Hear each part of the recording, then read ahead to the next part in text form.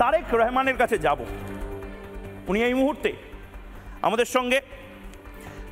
সঙ্গে উপস্থিত হয়েছেন মোহাম্মদ তারেক রহমান, যুগ্ম সদস্য সচিব, গণ অধিকার পরিষদ। তারেক ভাই, অনেক অনেক স্বাগত। অবশেষে আমার এবং আপনার দেখা হলো। আমি ময়ূক রঞ্জন ঘোষ বলছি, সেই বিখ্যাত বা কুখ্যাত সাংবাদিক যে আপনার দেশে এই মুহূর্তে আপনাদের প্রেস কনফারেন্স করার কারণ।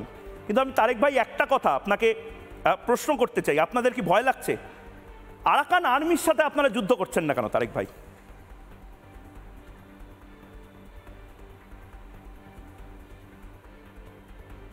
আমরা তাদেরকে শত্রু মনে করি না। আমাদের শত্রুর তালিকায় আরাকান আর্মি নাই, এবং এটা মায়ানমারের জান্তা সরকার, তাদের কারণে রোহিঙ্গারা এখানে আসার ফলে আমরা ক্ষতিগ্রস্ত হয়েছি। তো আরাকান আর্মি আমাদের শত্রুর তালিকায় নাই, যে কারণে আমরা তাদের সাথে যুদ্ধ করব। এবং মায়ানমার বাংলাদেশের যে একবারই সংঘাত হয়েছিল, সেই সংঘাতে